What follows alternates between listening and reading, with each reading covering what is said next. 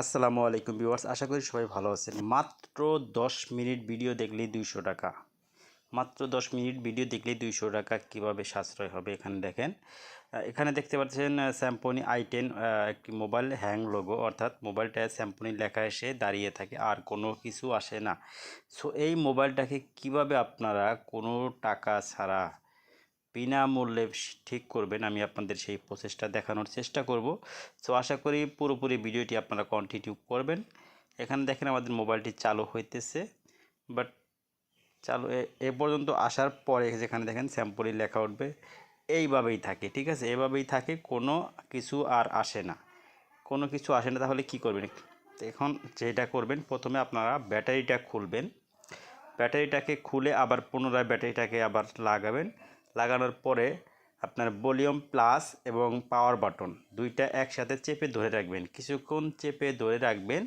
এখানে তারপর দেখেন ম্যাজিক, কিছুক্ষণ চেপে ধরে রাখার পরে যে স্যাম্পনি লেখা চলে আসছে। তারপরে স্যাম্পনি লেখা আসার সাথে সাথে আপনি পাওয়ার বাটনটা ছেড়ে দিবেন।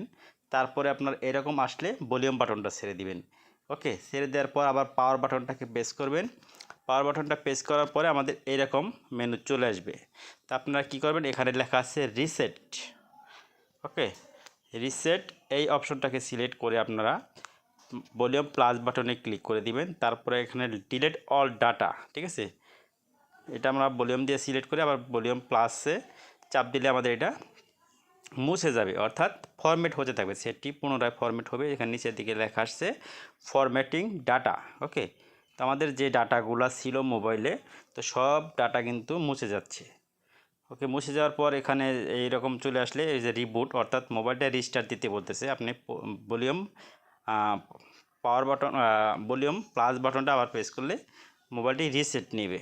এখন মোবাইলটা বন্ধ হয়ে অটোমেটিকলি আবার চালু হইতেছে। ঠিক আছে, সো এভাবে চালু হওয়ার পরেও কিন্তু আপনারা কিছুক্ষণ ওয়েট করতে হবে, মানে রিসেট হওয়ার পরে মোবাইলটা চালু করলে একটু সময় বেশি লাগে আমাদের চালুটা কমপ্লিট হইতে। সো আপনাকে শুধু অপেক্ষার পর অপেক্ষা করতে হবে, জাস্ট অপেক্ষা করলেই আপনার কাজটি সম্পূর্ণ হয়ে যাবে। এখানে দেখেন লেখা আসছে ওয়েলকাম। তো আপনাকে এখন কিছু সেট করতে হবে। তো সেট আপটা কীভাবে করবেন, ভিডিওটি সম্পূর্ণ মন দিয়ে দেখুন, আশা করি বুঝতে পারবেন। এখানে যদি স্কিপ লেখা থাকতো তাহলে আমাদের এফআরপি বাইপাসটা হইতো না। তো আমাদের যেহেতু স্কিপ লেখা নাই, অর্থাৎ এটা এফআরপি বাইপাস লক পড়ে গেছে। তো এফআরপি বাইপাস লক কেন পড়ে, ঠিক আছে, এখানে দেখেন আমি একটু ওয়াইফাই সিলেক্ট করে আমি ওয়াইফাই পাসওয়ার্ড দিচ্ছি, মানে ওয়াইফাই কানেক্ট করতে হবে, মানে নেটের সাহায্য নিতে হবে। তো আপনার এফআরপি বাইপাস কী কারণে পড়ে? এফআরপি বাইপাস পড়ে এই কারণে, আমরা একটি মোবাইল কেনার পর একটি জিমেল খুলে থাকি। সো সেই জিমেলটি আপনার আমাদের প্রয়োজন হয় কখন? এখন যদি আমি সেই জিমেলটি দিতে পারি, যেখানে ভেরিফাই ইওর অ্যাকাউন্ট, অর্থাৎ ভেরিফাই ইওর জিমেল। তো আপনার যে জিমেলটা আপনি মোবাইল কেনার পর ব্যবহার করেছেন, সেই জিমেলটা আপনাকে এখানে প্রবেশ করতে হবে, তাহলে আমাদের এইটা খুলে যাবে, অটোমেটিকলি খুলে যাবে, আর কোনো ঝামেলা নেই। তো যেহেতু এটা আমরা জানি না, তাহলে আমাদের মডিফাই করতে হবে। যেখানে দেখেন অ্যাড নেটওয়ার্কে যাওয়ার পর যে এরকম অপশন আসার পর আপনার এখানে কিছু একটা লিখবেন, লিখে অ্যাক্সেস শেয়ার করবেন। তো শেয়ার করার পর আমাদের গুগল চলে আসবে, যেখানে গুগল চলে এসেছে, নো থ্যাঙ্কস। তারপর এখানে লিখবো আমি ক্রোম, অর্থাৎ আমাকে ক্রোম ব্রাউজার থেকে 3টা অ্যাপস ডাউনলোড করতে হবে ক্লিয়ারলি। এই যে ক্রোম, এটা প্রবেশ করলাম।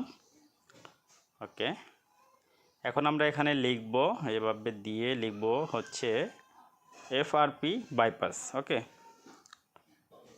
তোমরা যে উপরে সার্চ বাটনে লিখব এফআরপি বাইপাস।